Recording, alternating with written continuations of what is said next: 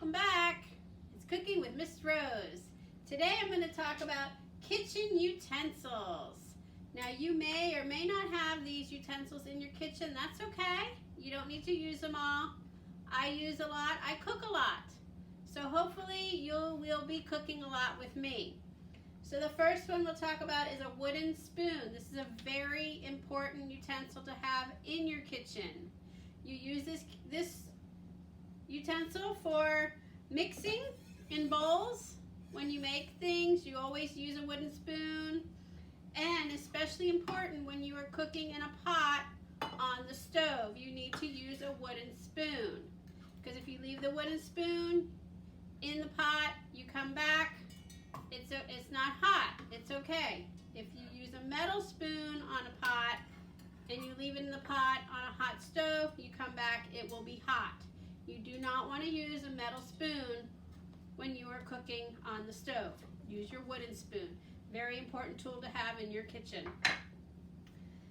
Spatula. There are different kinds of spatulas. There is a plastic spatula, rubber spatula. This is used to scrape out bowls. So you get everything. You scrape it all out, like for dips and sauces and cookie dough. Good tool to have to scrape out the pots and everything. This is a spatula to turn things when you're cooking on the stove in a frying pan, making a grilled cheese.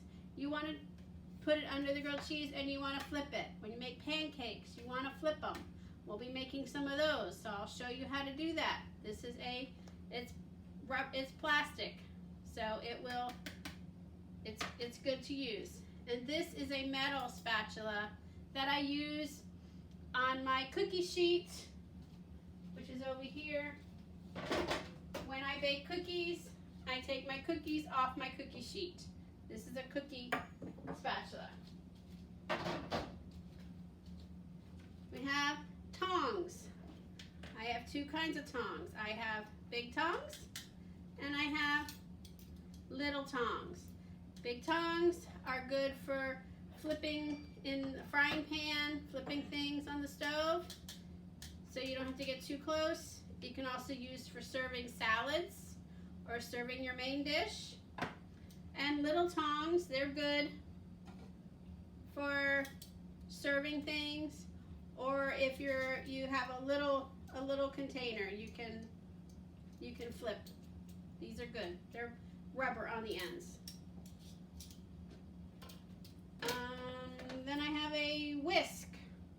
This is a whisk. I have little whisks and I have big whisks. The whisk, you whisk up eggs to make an omelet. You can whisk up eggs. You can whisk up egg whites.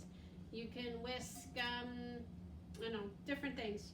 Some recipes call for things to be whisked. You whisk it by hand.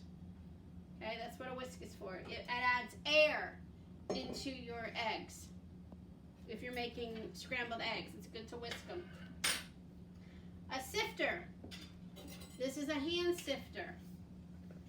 Okay, I'm going to show you how a hand sifter works. You use that to sift flour. I'm going to be sifting some confectioner's sugar. I put this on top of certain cookies I make. So I'm going to pour some in there.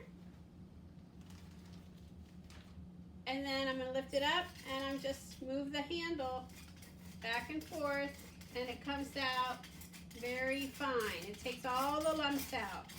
You can see I have lumps of sugar in the whisk,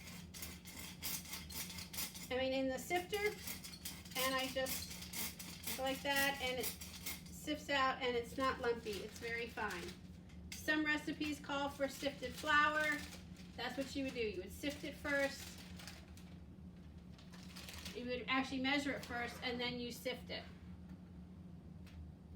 Next is a cheese grater. This is a cheese grater or even vegetable grater. I have some cheese here. These are kitchen scissors. Should always have kitchen scissors to cut open packages. They're different from the regular scissors. I keep them in a separate drawer. want to cut up open the cheese.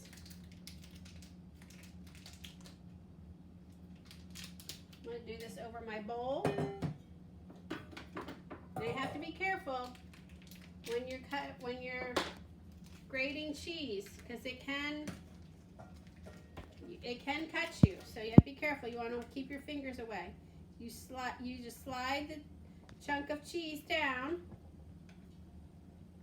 and it cuts it into little strips.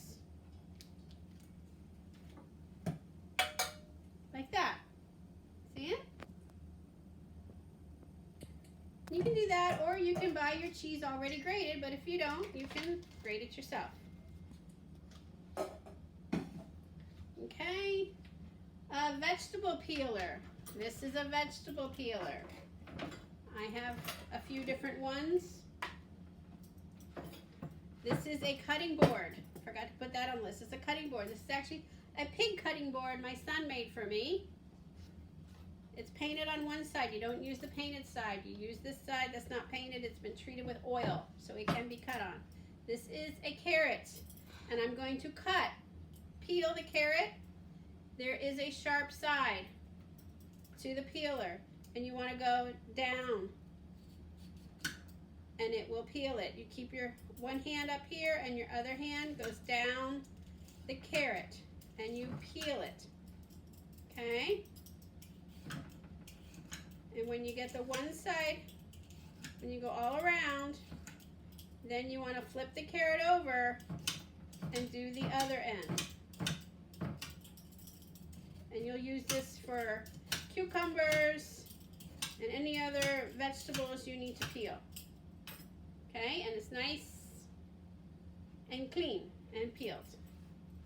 That is a vegetable peeler. Then we have an electric mixer. This is an electric mixer. Plug it in, you put it in the bowl, and you turn it on, and it'll mix. Whatever you're mixing, if something needs to be mixed with an electric mixer, this is what they're talking about. Or you can use a standing mixer, KitchenAid mixer, which I use a lot. The bowl comes off. I have a paddle. It locks in, the paddle locks in, the bowl goes up, and it turns on and mixes for you. Okay, I use that a lot. Then and there's different paddles for different things, whisking and making dough.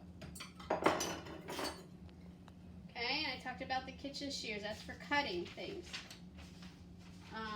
Like if you get a rotisserie chicken from the grocery store, you can cut the chicken with your kitchen scissors.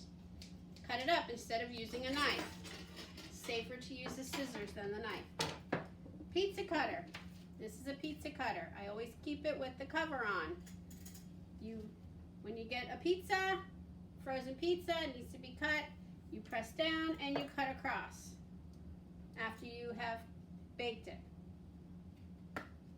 And always keep it in the cardboard. Keep it safe. Serving spoon. This is a serving spoon. It's a big spoon, bigger than your spoon that you eat with. This is so people can get a nice big serving of the yummy food that you're making. These are good to have. You need a lot of these if you're going to be serving a lot of people different things. And knives. This is a knife. This is a sharp knife. You will not cut yourself if you use a sharp knife. And you're careful. When you cut the carrots, you keep your hands and your fingers tucked away from the knife.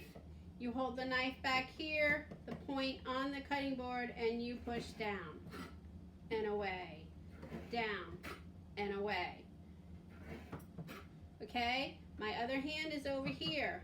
Fingers are nowhere near the tip of the knife. Nothing to be afraid of. Your parents can help you. Okay? Like that. You can make, if you want to make strips, you cut it like that. And you go, well, that was not, you may not be able to do that, but you need to keep your fingers away from the knife. Okay, if you're careful and you take your time and you watch what you're doing, you will not cut yourself. You will not hurt yourself, okay? But you can't be having a knife and look away and try cutting. You can't do that, okay? So those are our basic kitchen utensils, and we will be using a lot of these in our recipes coming up, and I will see you soon. Okay, bye-bye.